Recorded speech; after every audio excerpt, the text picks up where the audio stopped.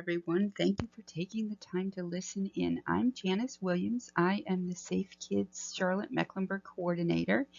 And today we'd just like to share a little bit of information to you about keeping your smallest children safe in your home and vehicle, which is actually the place that they would most likely get hurt. And it's due to a couple of things around their environment and behavior, but we are going to teach you today how to think like a toddler and how to make a few things safer for them to engage in, but still make your home a nice place for you to enjoy, right? So let's go over some of the basics. Everyone, thanks you for taking the time to listen in. My name is Janice Williams, and I am the coordinator of Safe Kids Charlotte Mecklenburg. And we're going to go over a little bit today how to keep your youngest children, around ages 1 to 6, sometimes 7 and 8, depending on how they're growing, safest in your home, and things to consider in the homes that they play in and in your vehicle, because these are the areas that a child that age are most likely to get hurt. And there's actually fairly easy things that if you understand how your toddler thinks and acts, that you can do to make it a safer place for them to explore, but for you also to still enjoy living in. For taking the time to listen in, parents and caregivers. My name is Janice Williams, and I am the coordinator of Safe Kids Charlotte Mecklenburg.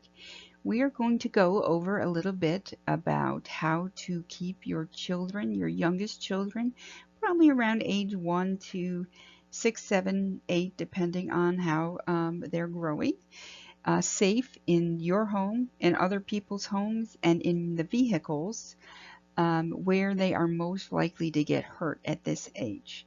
The good news is there's simple things that can be done if you just understand a little bit about your small child, and it will make your home a safer place that they can interact with, but also that you will still enjoy. So there is actually no way that I can teach you about every possible thing that might happen to your child. Not only just right now, but tomorrow they could invent something new that would be could be misused and represent a danger to your child. So it's better for both your child at this age, but also as they grow, if you more learn to think like a toddler. If you can understand why they're at risk, you can make changes on things that I may not have even talked about that will put them at risk. So the things that put our children at risk are they desire to mimic adults, especially their parents. They move at lightning speed in their development, right? So they go from crawling to standing to pulling themselves up to running fairly quickly. And that is the most common thing that I hear a parent, if they presented in the emergency room for something, was, I thought I had more time to make this change. He was just crawling yesterday, or he wasn't moving. I didn't know he would fall off the bed. So you have to kind of think ahead of them at a fairly quicker pace. So if we give you advice for a 1-year-old, then probably at 6 months you should begin to start thinking like that and making those adjustments. They explore everywhere. It is how they learn. And the biggest issue is that what parents don't use, they interpret their environment based on what they know and think. So if we keep, for example, laundry pods in with the laundry basket for our ease of use, we think they're not a danger because who would want to play and go through laundry? But anywhere that they have access to, they will figure out a way to make it engaging and useful for them. And so every single aspect of your home is a potential area to consider for your toddler. Then lastly, everything goes in their mouth. It is just the way they explore and learn. So you should plan for anything that a toddler can get a hold of will go in the mouth. Let's think about how to utilize this piece of information. So I'm going to use poison as an example uh, because it's one of the easiest to kind of parlay into this topic, and because actually it is one of the leading nationwide causes for 1 to 2 year olds that we see enter the emergency department. So the issue is that there are a lot of things that are potentially poisonous to a child that may not impact you because of their small size. And so a diabetes pill, a heart disease pill, the diphenhydramine, which is in cough and cold medicine, buprenorphine and methadone, if you have a substance recovery person in the home, any hand sanitizer right now. So anything that might serve, there are certain substances that even a little bit of it can serve as a danger to a child. We'd mentioned the Tide laundry pods. So the reality is, if we think, for example, for medicine, is they see us take medicine. And we don't go, ooh, that was yucky, right? So they don't know that it was something you enjoyed to take. It's small and round. It looks like candy. If you look at a Tide pod, it's colorful, or any laundry pod. It doesn't have to be Tide, but it just doesn't mimic that this is not something I should take. The other thing, again, thinking like a toddler about medicine, is you took it out of a bottle that you shook and make sounds like all of the toys that you give them to play with. And then after you took it or gave it to them, or wherever you store other items, right, they're usually just out on a shelf or counter. And we think, it's not that we think they can't reach them, it's that we think they're not appealing, they're medicine, they're cleaner, they're not things that we as adults would gravitate for, so we don't really think children will. So we want them to, what you do is think about how a child thinks. The other thing that helps with this topic, right, is that it's easy to distract them. So while we can suggest that you use cabinet locks to keep poisons away and medicines away and laundry pods away and all of that type stuff, the reality is, I forgot to mention, things to consider: button batteries, the magnetic toys, anything where it's small enough that it's going to go in the child's mouth, and be a potential large risk to them. Instead of figuring out if you as a parent would actually open a cabinet lock, pull out what you need, use it, put it back in the cabinet, re-engage the lock every single time, that's harder to ask you to do than it is to think more like your toddler.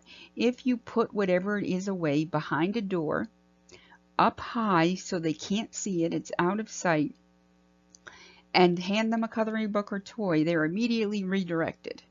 And so you can remove that danger by more carefully considering how and where you store this type of stuff. A little bit more about safety by area of your house. Some of these things aren't large numbers. Some of these things you will be at risk for just because it exists, and some things will be very specific to your family. So use the pieces of information that are most useful to you at the time. So not exactly related to your small child, but just a note that leaving foods cooking on the stove is the leading cause of home fires. And the leading way that people get hurt from those home fires is that they've removed the batteries from the smoke detector because they're annoying when they beep, and so then they don't know that a fire has actually initiated itself. So we want to go ahead and create some kind of reminder mechanism, right? Like, so if you leave a stove on for a couple of hours to do the simmering part of it, then take a pot holder or something with you to remind you if you don't set the timer. Certainly the last thing you want to do is lay down for a nap, or even just sit down on the couch and watch TV and then end up falling asleep. So consider that. The other considerations for your actual child is that we've had actually quite a bit of uptick in burns for children. Um, for smallest babies, usually what this is that a parent is carrying hot coffee because they're tired with the liquid, and then if they stub their toe or bump something, the liquid comes out and scalds the baby because of how thin their skin is. Similarly, that happens if you haven't controlled for the temperature of your water and you tell your child to go wash their hands, and they might turn on only the hot spigot. Because their skin is so thin, it can cause damage just upon them initially putting. They don't know that they should temper feel the water. So you have to help control for that a little bit on your end. And lastly, for burns, we see quite a bit around the microwave. And that is simply because parents tend to store the microwave on a counter or above a stove. And if you think about how that is used, you tend to pull the food out straight because if it's hot, but a child doesn't know that and they're shorter. So when they go to reach for the food, they end up actually pulling the liquid down on top of their face and upper torso. So if you want your child to become independent and learn to use the microwave, certainly I don't want to discourage that. That's a case where then you would just change the environment. So you would move the microwave down to a cart or something that is at their level so that when they remove the item, they're able to adjust, not pull it down on themselves. This is also the point where I tell you as your children get older, you may not attend as many things about how to keep them safe, but by my teaching you the skills, hopefully you'll be able to understand how to adapt their environment and educate them as well. So what you need to know about children as they grow is they were born knowing nothing. So even though they become 8, 9, 10, 11, 12, you think they're getting bigger and older, and they are, but they still don't know anything about the environment that you know as a 30, 40, 50-year-old. So if we use the microwave example, what we taught the 5 and 6-year-old about water and the hot liquids, you might have a 14-year-old come home from school and want to make a snack, and they leave the fork in the microwave and it kind of blows up. Again, it seems like they're big enough and you understand not to put metal in the microwave, but if you've never told them that, they don't have a frame of reference of any of this as a background. So with every new scenario of at risk, assume they don't know what you know and educate them on the process. After that, it becomes a part of, at every age, also knowing your child.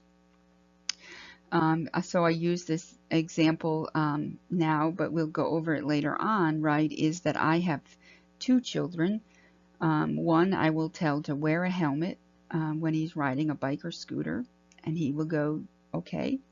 And I have another child they're only 11 months apart, will look at me, squint his eyes, look down the road, and I know that he's trying to figure out, he doesn't want to wear the helmet. He's trying to figure out if he can move faster to the road than Mama can catch him. So at some point, you will also have to consider your individual child, which makes it harder for us to give you guidelines based on age, because it also depends on the temperament and development of each individual child, and they may be different even within your old household. Let's go a little bit over the areas of the bigger areas of the house. So we went a little bit over the laundry room, and really the pods are the danger, but also it doesn't happen often, but there have been instances where if as a parent you leave the door open on a laundry machine, the child will get in there and close it, and those don't have a mechanism on the inside for them to get themselves back out. So it may be easier. I would tell you to store the laundry pods, but what I'm really going to tell you is that if you have a small child who mouths things that it's probably easier just to use liquid or powder soap until the child becomes older and just remove the risk completely, because that's not a big thing for you to adjust as opposed to having worried about it. And for the laundry room itself, maybe we just keep the door closed. And one tip that I have for all the rooms is if you have a really exploratory child and there's areas that you can't child-proof well, you may want to use what we call doorknob restrictors. So if the laundry room, you shut the door, but your child's still kind of a little explorer, if you use a doorknob restrictor, then they can't open that door as easily. So that's something to consider in some of the different rooms. And even on the front door, if you have ones that wander or have special needs on the autism spectrum that may tend to wander. Around the room itself that I put a diagram for you, and while this may not, I know this certainly doesn't look like my house, but if it's just used as an example because it highlights so many of the areas of information that I'm going to provide to you. So we see a living room, but in reality your child sees a racetrack. They're not going to sit, and so they run around. So if you notice, the couch is against the wall, and that is because when children fall, they are top heavy. And that is part of the reason that children falls are the leading cause of emergency room visits, is because as parents, when we fall, we are bottom heavy and we tend to fall on our ankles, knees, and butt. And so the injuries aren't quite as severe, and so we don't think about falling as quite a big deal. But because children are top heavy, when they fall, their head tends to go first and strike either the ground or most likely one of the surfaces. So in the case of the couch, if they run onto the couch, if it's against a wall, then the couch can't tip over and then smack their head on the ground. In the case of the fireplace and table, if the kid were to jump on the couch and fell, they would fall on the sharp corner of a table or a fireplace. And so without making a lot of adjustments to your home, you just kind of you can take those considerations into place to minimize the chance of your child getting hurt more severely. Windows, if you have a second floor, we don't have a lot of second floors in Charlotte area, although they're growing. But screens are meant to keep bugs out and are not strong enough to hold a child. And so you'll want to consider if you're going to keep windows open without supervision on areas where kids are playing, and that even if you do keep a window open for air circulation, you would not only want to be in the room, but you would probably have to be in front of that window to stop your child in time from going out of it. And then, of course, a lot of falls can occur on stairs, again, if you have a second story. So you can consider handrails or fences on the bottom and top to make your child safest. If you can't do either of those things and you have stairs, while it's not the best, gold standard of intervention, certainly teach your child how to boot scoot down the stairs and step by step instead of trying to walk backwards, which is what they usually try to do downstairs. We went over a lot of the bathroom dangers when we covered medicine as the intro topic, because that is where we tend to keep medicines. There are a few other things to consider, and we went over the water in the kitchen, which is still an issue in the bathroom. The one thing important to cover, especially for your smaller children, is the bathtub. So we do get still quite a number of drownings that occur in bathtubs to the smaller age children, and mostly that is, we find some of it is because parents left to go do something and got caught up, but a lot of it is because parents are leaving older siblings in charge of kids around the water or outside, And the reality is that older children don't have a lot more of these risk detection skills than younger children do. And so in the riskiest of situations, they're not the most appropriate person to leave in that instance. And we'll go a little bit more over drowning in the next slide when we go outside to look at some of the dangers. One more room to consider that a lot of the injuries occur in, to give you some more examples of ways to think.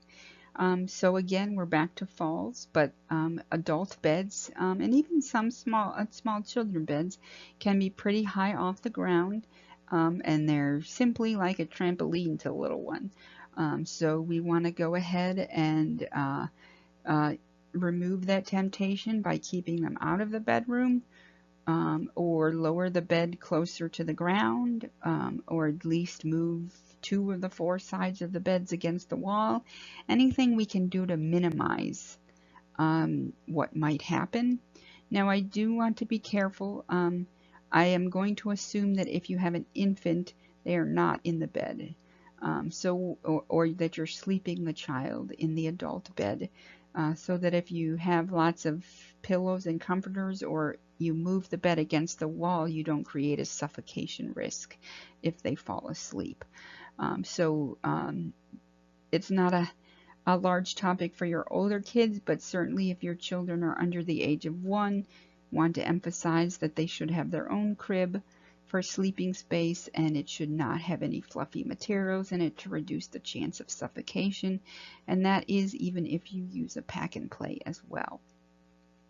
So a few other bedroom items, again not large, but if you use candles or space heaters, they will cause fires and burns. So certainly consider flameless candles. Cautiously consider how you will use a space heater, and to keep warm, but also briefly about, of course, remembering not to use certain sources of heat in the winter months for carbon monoxide, such as the grill or the car.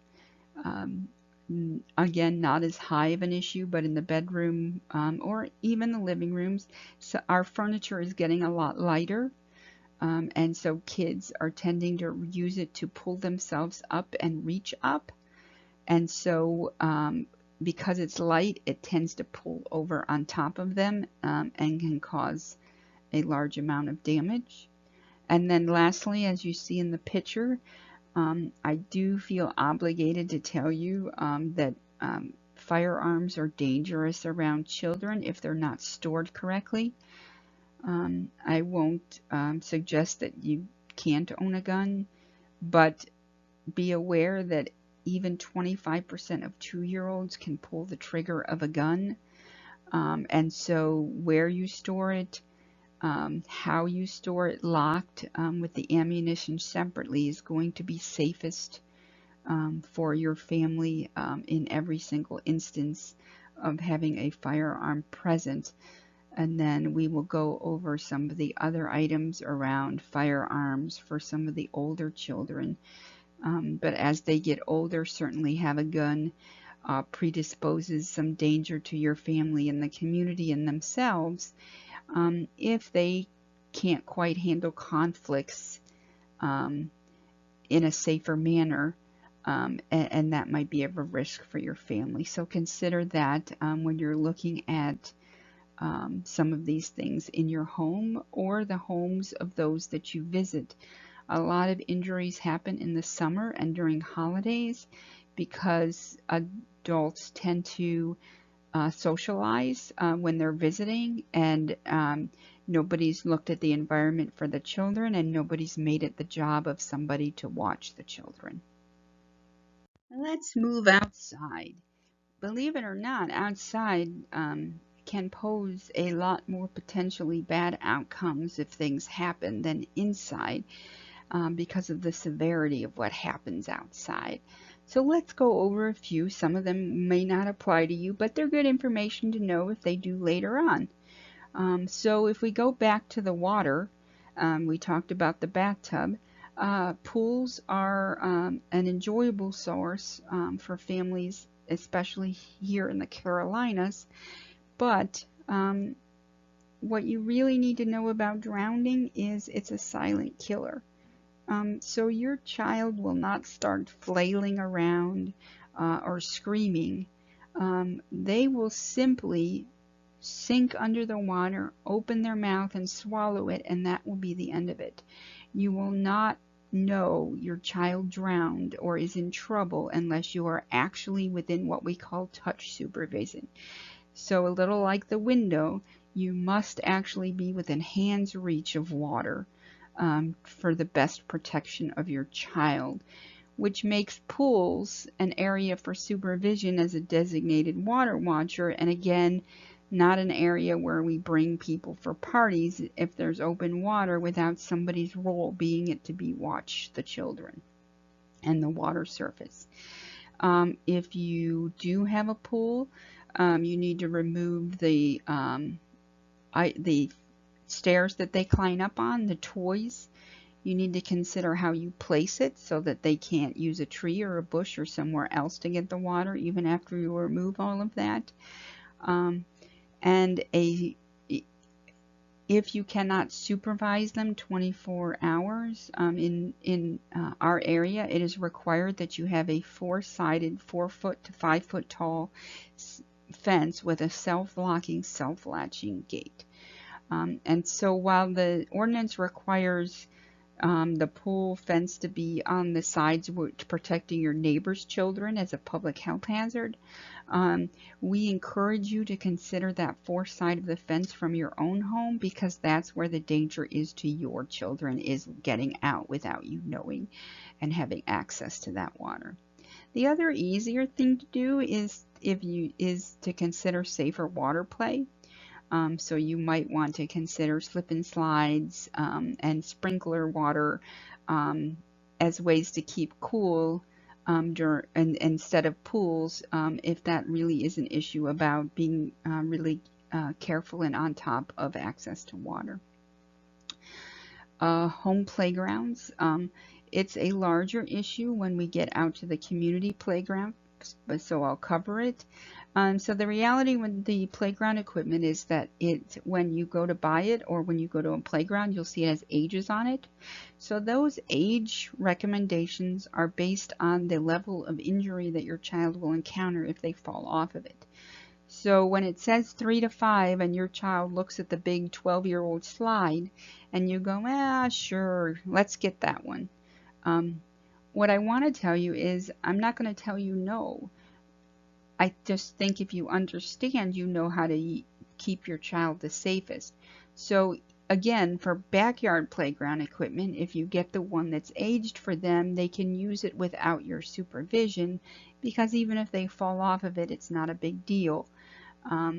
But if you get the 12-year-old big slide, or you go to the playground and you let that 5-year-old use that, what that really means is when they look over the edge, if they fall off, that they're going to have a large injury outcome. And so you want to be the one to walk up with them if you're going to let them use that size of equipment, or if you let them use the monkey bars, right? You would be underneath because they don't have the grip strength to make it, and the depth of difference to the ground is larger.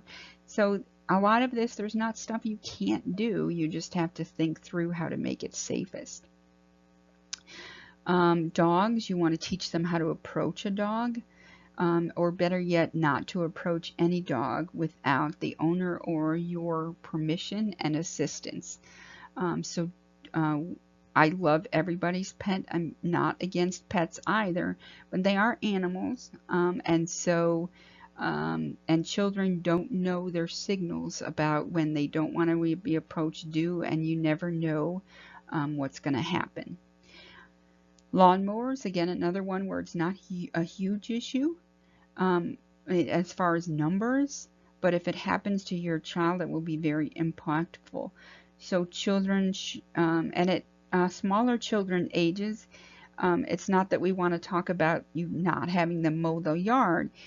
Um, what tends to happen is parents tend to take their children with them to walk behind the lawnmower or sit on the riding lawnmower with us.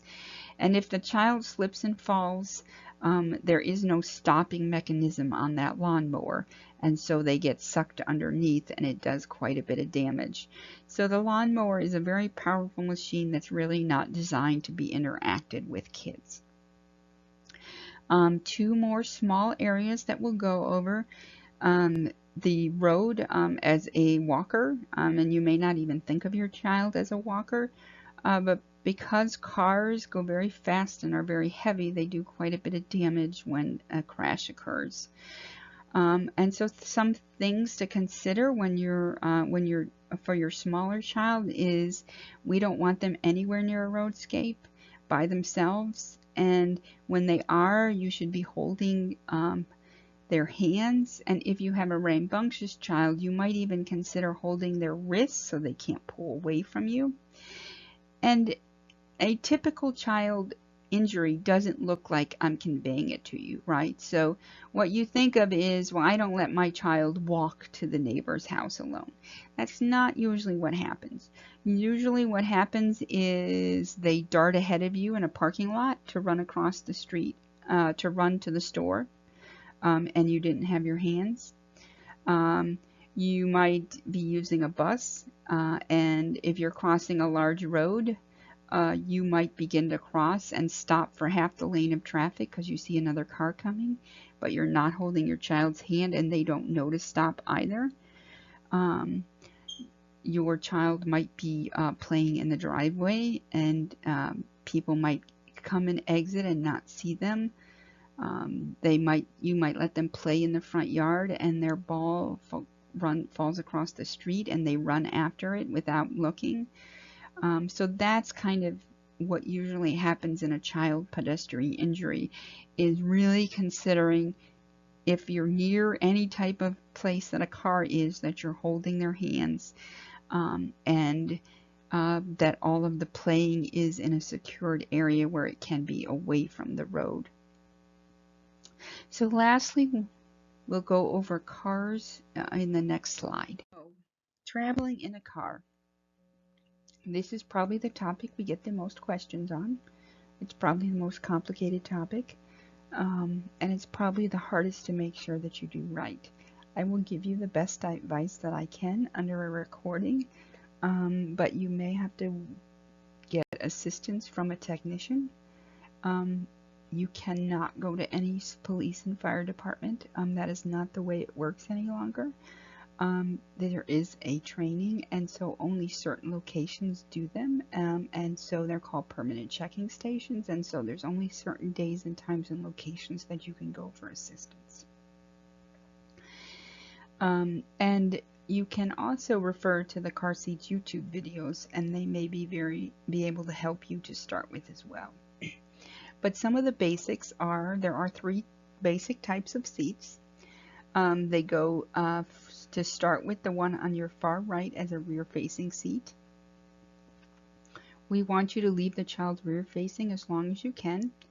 If you buy this first infant carrier type seat, it will probably only last you the first 8 months to a year at most before your child waits out of it. We would still like your child to be rear-facing for safety, which means the next seat you buy will be this seat to the left, which is a rear to forward facing seat, and so you will leave your child rear facing in this seat until this harness tells you that it's over the weight limit, and then you will go ahead and turn the child around and again use this forward facing seat with a harness until the upper weight limit of the harness is reached again.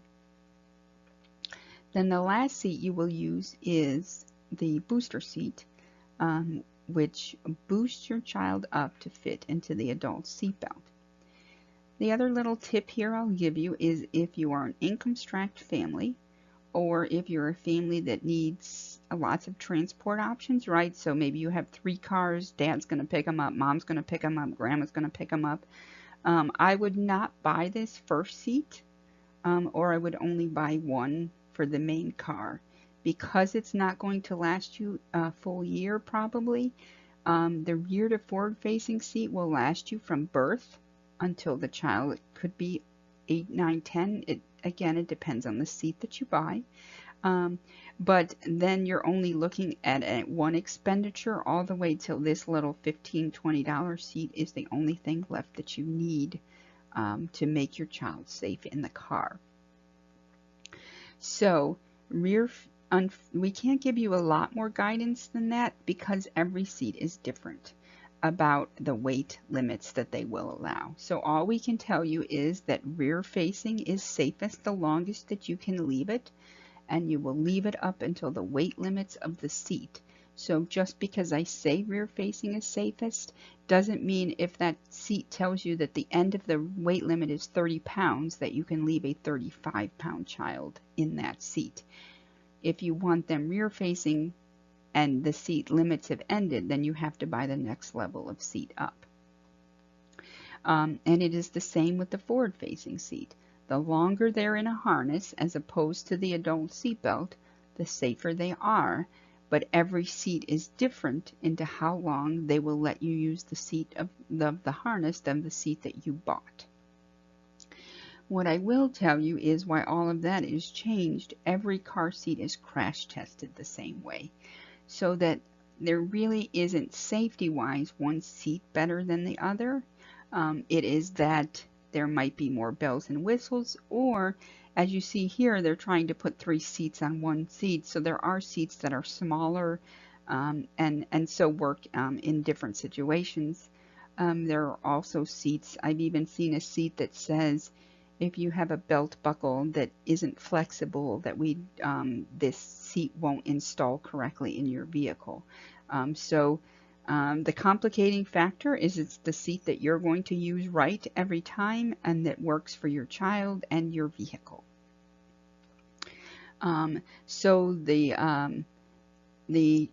While we have the image of the forward-facing seat with the harness, I'll go over that briefly.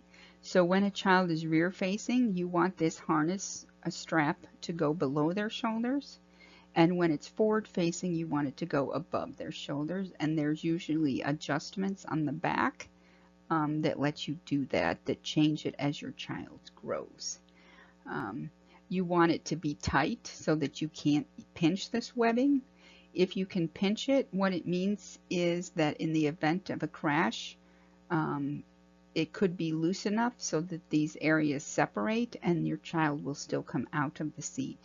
So what we always tell parents is, we're going to go a minute over how to install the seat a little bit, but we can install these seats rock hard, but if the child is not in the harness correctly, then the child will still come out of the seat in the event of a crash. So we want the harness tight, and we want this what we call a chest clip to be at armpit level, so that it's high enough that it doesn't create a big space here, and that when it clamps down, it clamps on the bony collarbone and not on soft tissue. And so the harness works the same way, it just has a little different placement on the rear and forward facing seats. The booster seat does not have a harness, it uses the adult seat belt. The booster seat's only function is to boost the person up to fit to make the adult seat belt work correctly. Adult seat belts were made to fit males who were 5'11" and taller. Thereby, you may even notice in your car, if you're a smaller stature person or you have bucket seats, that when you put your seatbelt on, you feel it rub against your neck, and that means you're not tall enough either to fit into the adult seatbelt. The reason I emphasize that with the car seat is because most of our injuries in the hospital are actually from the 4 to 8-year-olds when parents stop using the car seat and just letting them start using the adult seatbelt incorrectly. The other thing about the booster seat is you may have a question about what we call high back versus just this bottom part, which is sold as just a bottom. You can use either one. They serve, again, both the same function of creating a boost. The difference with the high back a little bit is if you're in a crash, your seatbelt has to be positioned this way in order for it to work. So if you have a child that moves around a lot, then they won't be in that position when you crash, and the seatbelt won't be able to protect them. So sometimes the high backs create a structure whereas the child feels more confined, and they're more likely to stay in that limited space for the seatbelt to work. So let's talk a little bit about, so this seat is not installed, it's just placed in the car. The other thing I want to say, because I know I will not get you again when your children are older, is children need to be in the rear seat of the vehicle until they're 13, and that's simply because the airbag comes out too fast for their skeletal system to handle until they've developed more. So we see a lot of kids in elementary schools who get hurt in the front seat driving to and from school. So we want you to put them in the back seat until they're 13. Now for these two seats for install, if it's a rear facing seat, you will choose either the belt or the latch system. So what you will see is you can see these hooks here are latches. They come with every seat now, and they hook your seat into the two bars on the left and right side of the vehicle so that you don't have to use the seatbelt. We do not recommend, there is not one seat that says to install with both the seatbelt and the latch. They have not been tested that way. Using two is not safer than using one. There is not one that's better than the other. If you use the latch, you will have to put the seat on one of those two left or right positions because there is no latch system in the middle seat of the car, and most of the seats right now will not let you borrow a tether from each of the points. You would click them into those hooks and then go ahead and pull them tight. If you use the seatbelt, you will route the seatbelt through this path system here. This is a rear-facing seat, so it would be up underneath that infant carrier seat. Even in this seat, if you turned it around, it would be down here on the bottom. So the belt path for the bottom is going to be on the bottom of the seat. You simply pull the seatbelt all the way through it, click it in, and then you take this shoulder side of the seatbelt, pull it all the way out till you hear it click, and feed it back into the tightness that you need to have. Now, the biggest mistake is that it's not tight enough, and the way you do that is by pushing really hard down on the center part of the seat and pushing into the back of the seat. So that what you're trying to do is get the air out of the bottom of the seat and remove all of the slack, and then you just keep pushing on it and feeding the tightness back into the shoulder belt retractor. That will tighten the seat for you. There are some nuances if you're struggling with it, but it's kind of hard to go over in this type of presentation. So when you turn the seat around forward facing, we recommend you use the seatbelt in that case simply because it's easiest to understand.